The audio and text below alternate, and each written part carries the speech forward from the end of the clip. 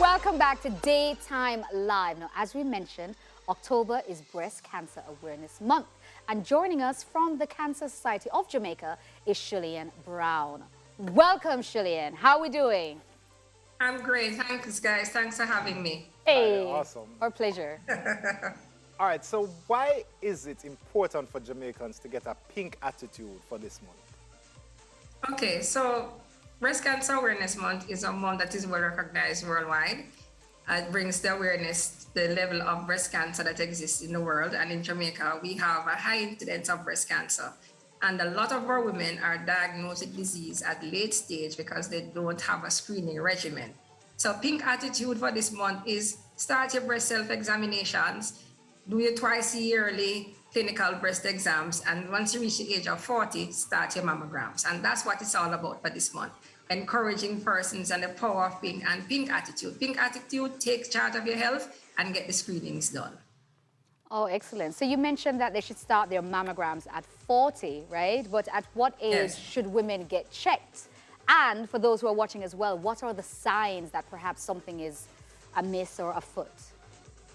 Okay, sure. So for women, we say you don't have to wait until you reach the age of 40 to start taking breast awareness.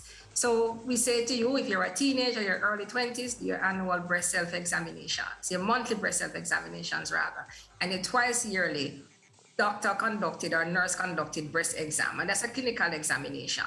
And that is so that you're aware of your breast, you're also aware of any changes in your breast, you're aware of the texture, the breast should be smooth to the touch. If there's any dimpling or so on in the skin, that's something to be aware of.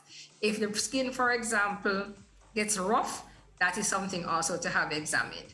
And we say if you do your examination and you feel any lump, that doesn't mean that it is cancerous. It just means that there is something there that you need to have investigated. And again, for the young women, if you have a family history of the disease and the last person in your family was diagnosed with breast cancer at the age of 30, then you would start your screening at the age of 25. And although we say the age of 40, we should start our mammograms, there's no one who will turn some at the age of 25 if their family member had passed on the disease. And we do see a lot of young women in Jamaica presenting with breast cancer. So we're just, for pink attitude, we're just saying, let's get breast aware. Let's know what our breasts are about. Let's squeeze our nipples, see if there's any bloody discharge coming from it, any pus coming from it, anything that's not milk or any clear liquid, then there's an issue there that we need to have investigated as well. So for us, the month is just raising that awareness and just having a call to action for our women. Just this conversation is raising my awareness. Yeah, I'm sitting here listening like, Yeah, I'm like, oh, okay. like let me write that down, y'all. Let me just. But you said you're raising awareness for your women, but may I hear some man can get breast cancer too? Of course, they can. Cancer. All that. And once you have breast, you're at risk for breast cancer. At least the risk for you as a man is 1% of men or less than 1% of our Jamaican men get diagnosed with breast cancer. It doesn't mean if a man finds a lump in his breast, he's to ignore it and say, oh, it's less than 1%, so I don't have it. We're just saying to you, be aware of your breast. 1% of our men, less than 1% of our men get diagnosed with breast cancer annually. Same signs to look out for, just like with a woman. Look at your breast. If one breast is suddenly larger than it used to be, if your nipples are now inverted, those are some warning signs. If there's a discharge or a smelly discharge, blood or any type of pus coming from the nipple, that is something to have examined as well. So similarly to our women, you look out for similar symptoms and you say again, take action and get the breast examined. What inverted nipple mean? When it starts to sink Exactly. into So we're itself. saying it usually points straight ahead and it's not pointing left to right. Or it's just Okay. then All you have right. an issue. And in that sense, so breast cancer affects our younger women. We tend to see male breast cancer affecting our men at the age of 60 or 50 and over. So, Shillian, question, and this may sound ignorant, I apologize. You talk about breast in men.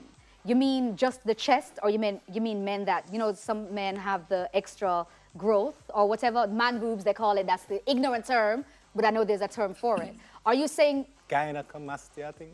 yeah, there's a proper name for it, so apologies for getting that wrong. But is it only those men with the gyna, that thing, or is it all men, just chest, and is it everybody? All That's men what I'm are asking. at risk. All men. Just All like men, chest.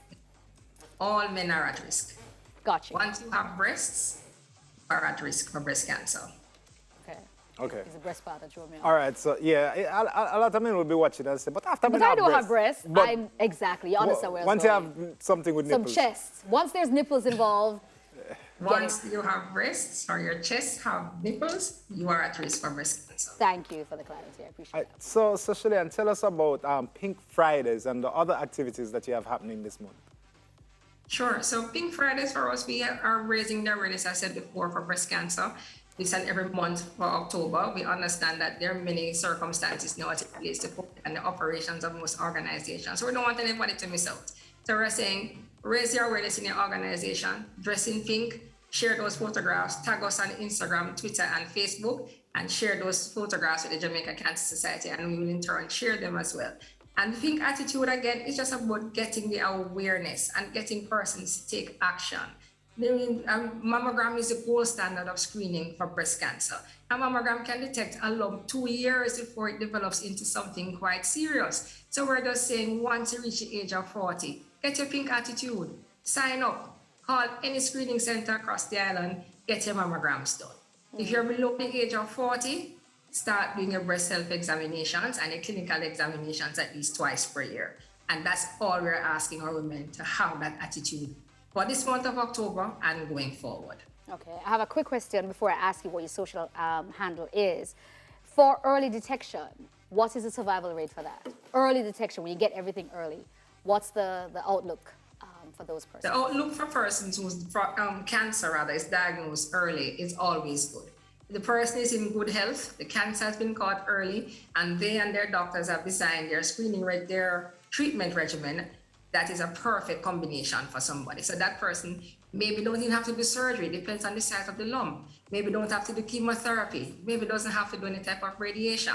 So it's always important for persons to understand that the best bet for you and the best benefit for you in the fight against this disease, and most diseases as well, is early detection. And those cancers that you can get screened for, we're just advising and imploring and asking people, get screened for them. Excellent. The cost of screening is far less costly than the cost of treatment. Excellent. Gotcha. That's very important. And we're just trying to get people to understand how significant it is and how important it is to have your pink attitude. I mean, we're saying, get screened for breast cancer. Have you done your mammogram since month has started? Have you done your mammogram this year? Have you done your breast self-examinations? Have you visited your doctor and had your breast examined? Okay, Shirley, we're running out of time. We have 10 seconds left, but quickly, can you tell us where we can find you on social media in order to get more information? On IG, we're hashtag Jamaica Cancer Society 876, and for Twitter and for Facebook, we are Jamaica Cancer Society. Hashtag Jamaica Cancer Society. Excellent. Shirley, that was such an eye-opening conversation. Thank you so much for sharing all of that with us. Thank you for joining us. Bless you. Yes. On that note, Daytime Live will be right back with much more chat.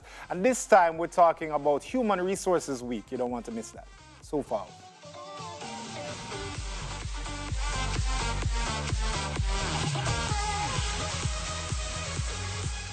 Welcome back to Daytime Live. Now, it's Human Resources Week, and joining us to talk more about it is Loy Walters, president of HRMAJ. That's the Human Resources Management Association of Jamaica. Welcome, Loy. Thank you, Craigie. Hey. And Nissan. Oh, good try. Nisha Yen, but that's okay. That's okay. Nisha Yen. We'll get there. I know. It's a hard one. So tell me, how long has this week been celebrated? And also, why was it created? Give us the background. We started in 2014 with an HR day. And in 2018, the Governor General declared HR Day, October 8th, and we expanded it into a week. And so we've been doing that. And why it's been important? HR is the heartbeat of the organization. You would not be on your job right now without HR. HR is crucial to the survival of the employees. We do everything from the entry of the employee to the exit of the employee. So everything in between. And so HR helps to shape the strategic agenda of the organization. And so it's important that we celebrate them. You know, they are normally in the background, but it's important that we celebrate them. It's so important. Yeah, man, definitely. I mean, well, is as the name says, HR is the human resource. That's a very serious thing, and you have to big them up because they are the liaison between employees and employers. So Right. Definitely. Because Craig, without that, then the employee has nobody to advocate for them. Say that, No yeah. activists. No, there's no credible activists for them. There's nobody to help position them, to plan for them, to say, okay, this is where we need this person. We need a daytime live, and we need these two dynamic people on it. And so that person would be doing the recruitment and the selection, right? Yes, And saying these are the exact people we need for it. And then manage the talent.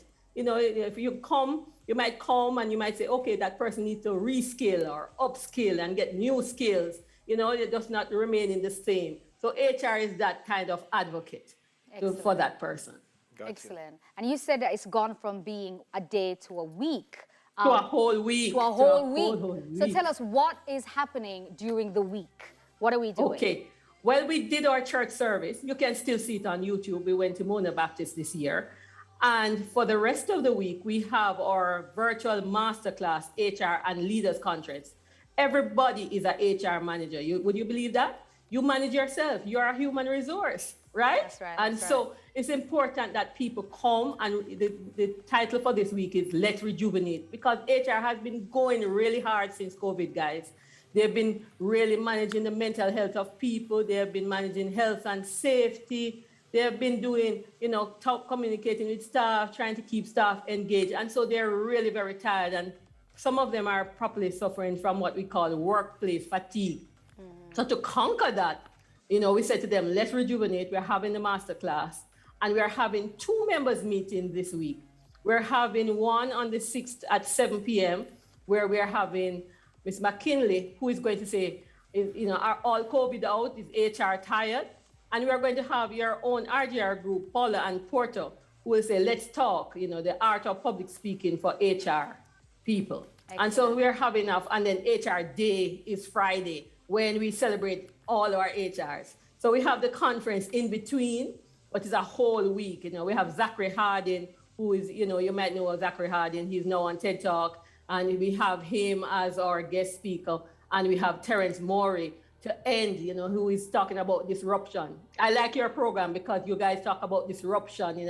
I was listening and hearing you guys teasing and having fun, and I'm like, yes. Disruption. HR is like that. HR is trying to prepare for the workplace of the future.